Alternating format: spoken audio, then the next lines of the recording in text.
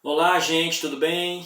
Aqui é o professor Cristiano Moretti. Hoje nós iremos fazer uma revisão do nosso conteúdo e correção do nosso exercício da disciplina de Geografia, ok? A temática que nós trabalhamos a semana passada foi a relação das conexões e escalas, né? Essas corporações e organismos internacionais, onde o Brasil ela participa, né? O Brasil tem uma atuação nessa ordem econômica mundial, beleza?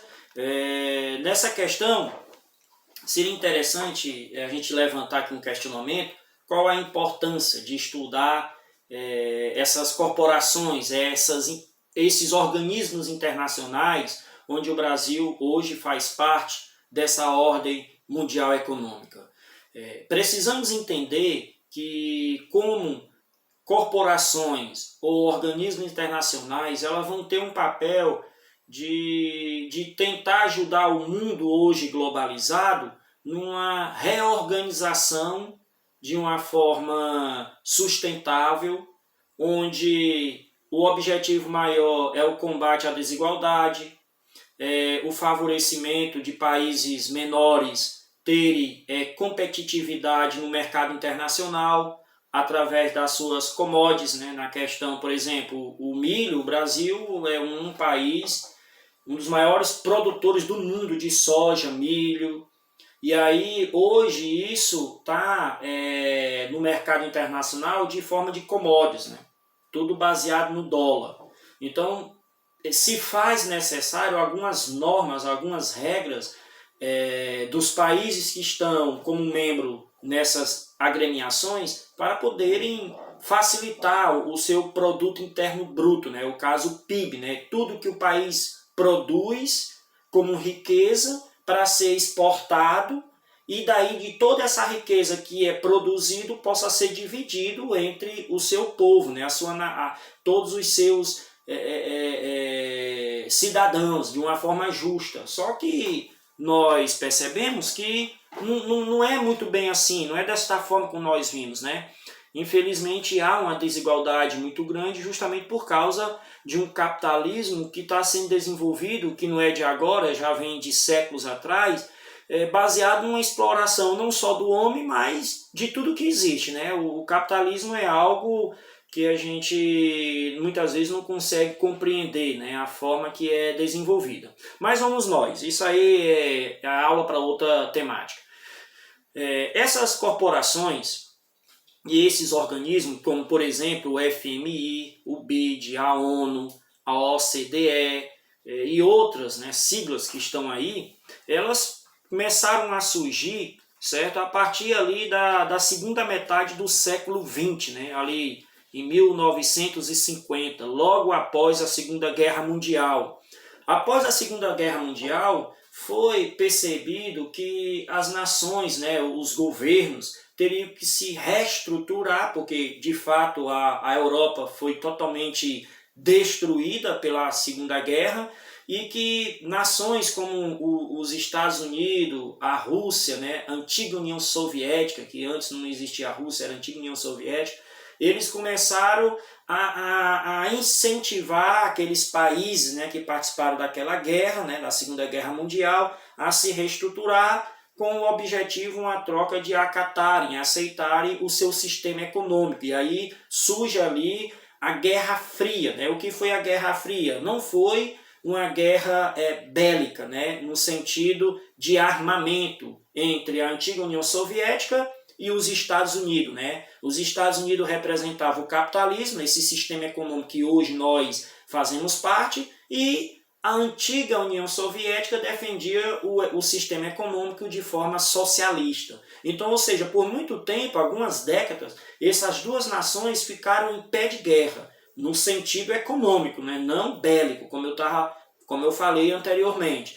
Então, após o fim dessa Guerra Fria entre os Estados Unidos e a antiga União Soviética, que hoje é a Rússia, começou a ter uma nova visão global, né? Porque aí o capitalismo venceu.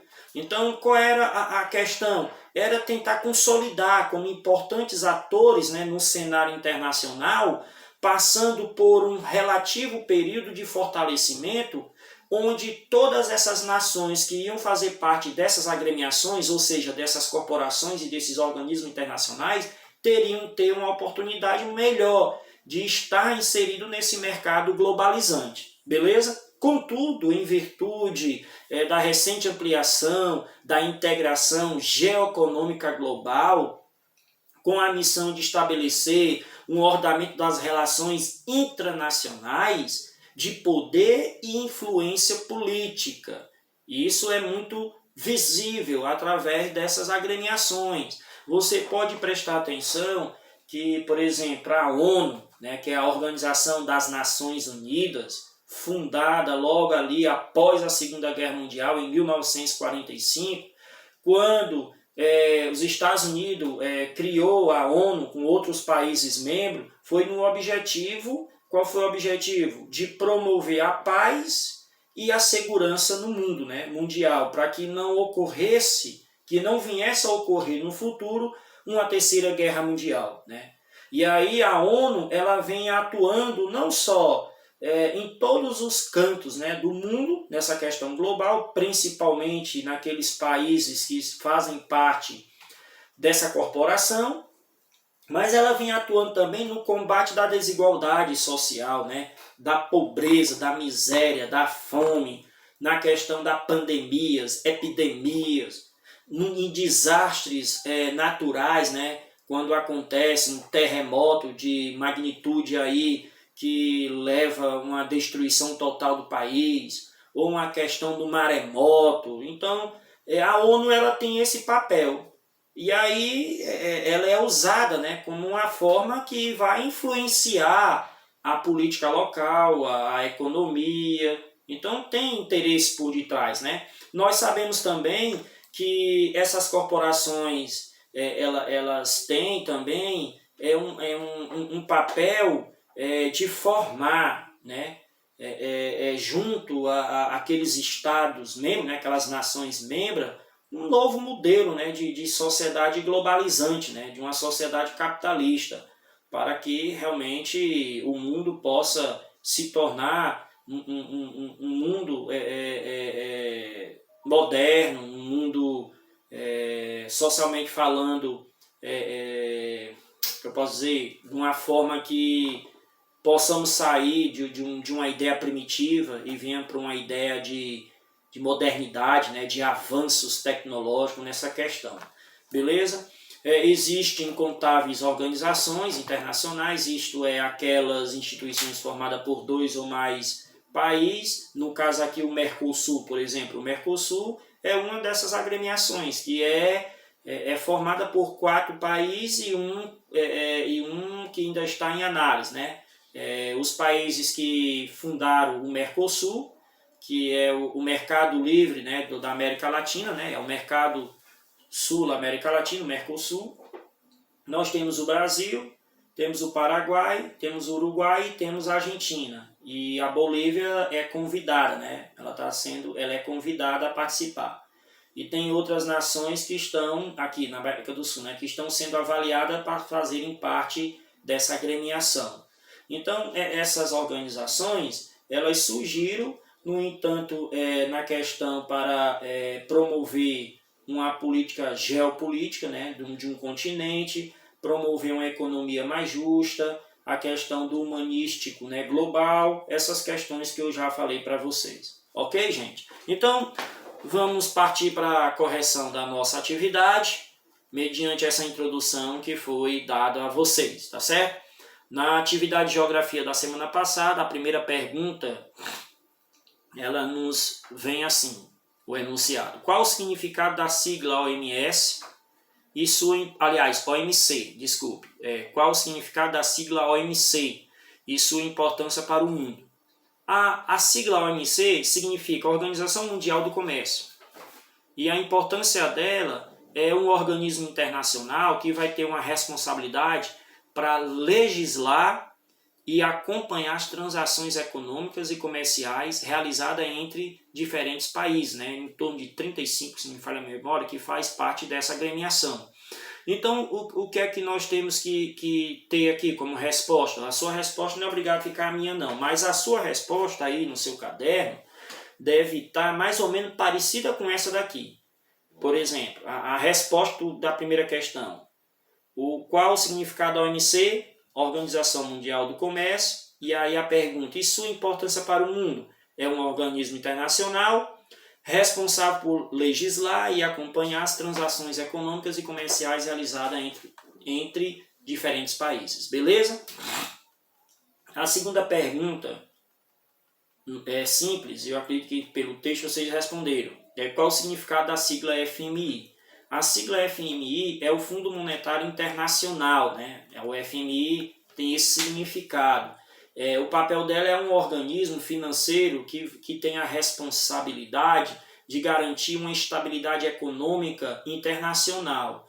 Ele é composto por 187 países, que inclusive o Brasil faz parte, e foi criado em 1944, né, na Conferência de Bretton Woods, certo?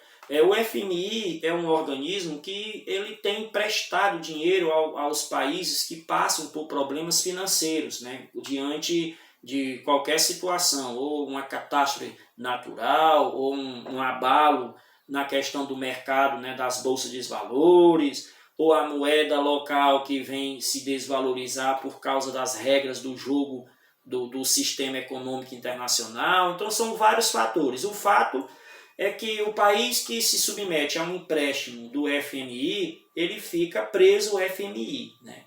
O juro é altíssimo, o país, o governo local vai ter que aceitar algumas exigências, né, desse Fundo Monetário Internacional para receber o recurso de dinheiro emprestado. Inclusive a Argentina passou recentemente por esse empréstimo 2 vezes, agora o Brasil várias vezes já solicitou.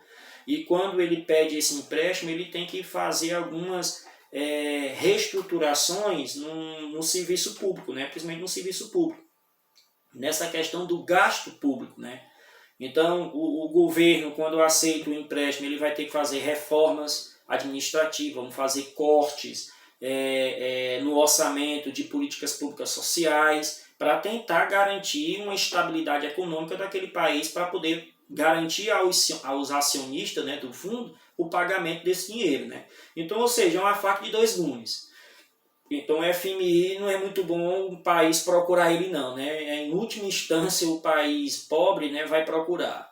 É complicado isso aí. Então a terceira questão, vamos nós. Por que é tão importante um país ser membro da ONU? Primeiramente eu tenho que entender o que é a ONU, né? O que é a ONU? E qual o papel de sua atuação no mundo globalizado? Rapaz, a ONU, como eu já falei no início, né, como exemplo de uma corporação, é a Organização das Nações Unidas, né? Ela é considerada o mais importante organismo internacional atualmente existente. Por quê? Porque nela reúne praticamente todas as nações do mundo estão lá, beleza? Com poder de votação ou não. E ela surgiu logo no final da Segunda Guerra Mundial, como eu falei para vocês, ali no final de 1945, com o objetivo de promover a paz e a segurança mundial, beleza? Os Estados Unidos é um dos membros importantes dessa agremiação, como a China, a Rússia, as maiores potências econômicas, né? E aí a resposta para ficar aí no seu caderno deve ficar parecido com essa daqui, que eu vou dizer para vocês. Porque é considerado o mais importante organismo internacional atualmente existente, importante por reunir praticamente todas as nações do mundo, e seu papel no mundo é de promover a paz e a segurança mundial. Ok, gente? Então podemos prosseguir, vamos para a última pergunta. Vamos nós para a última pergunta. A última pergunta diz assim, vamos nós, são 4 perguntas, né? A última pergunta: qual a relevância do Brasil ser membro da OCDE? E o que é a OCDE, certo? A OCDE, gente, é a Organização para a Cooperação e Desenvolvimento Econômico, certo? É um bloco já menor comparado com a ONU, onde nesse bloco você vai ter 34 países como membro, inclusive o Brasil faz parte da OCDE, E o objetivo dessa organização internacional é de fomentar e de incentivar ações que possam contribuir para o desenvolvimento econômico desses países membros, né? Como assim? Eles vão ditar, vamos dizer assim, né, medidas, eles vão promover algumas medidas que visem, né, a ampliação de metas para serem alcançadas no sentido do equilíbrio econômico mundial e que para que esse equilíbrio do econômico mundial possa trazer melhorias de condições de vida para esses indivíduos, né, dessas nações que fazem parte do bloco e dos índices de renda e de emprego. Então, a importância dessa organização é aí, ela vai combater diretamente a pobreza, ela vai combater a desigualdade social, ela vai combater aí a questão do que vai ser imposto pelas grandes nações aos países mais pobres. Então, o Brasil ele é importante no sentido de fazer parte dessa agremiação, porque ele vai receber essas orientações, esses benefícios que essa agremiação traz. Ok? Então, como ficaria a resposta da nossa última questão aí, a questão 4? Ficaria mais ou menos assim a sua resposta. A relevância do Brasil ser membro é por motivos desta organização fomentar e incentivar ações de desenvolvimento econômico de seus países membros, além de medidas que visem a ampliação de metas para o equilíbrio econômico mundial e melhorem as condições de vida e os índices de renda e emprego desses países. Beleza, gente? Então, eu espero que você tenha curtido essa videoaula, onde o objetivo foi fazer essa recapitulação, a correção da nossa atividade e que você possa realmente aprofundar ainda mais o seu conhecimento nas questões das corporações internacionais que contribuem para esse mundo geopolítico globalizado e que diretamente vai afetar a sua vida quando essas agremiações elas vão contribuir de uma forma direta ou indireta ou não para uma melhor condição de vida onde você habita, né? Onde você mora, no caso na cidade de Caucaia, né? Na questão de uma renda econômica mais justa e igualitária para todos. Beleza? Um forte abraço do professor Cristiano e que Deus possa estar conosco até o próximo vídeo. Tudo de bom para vocês.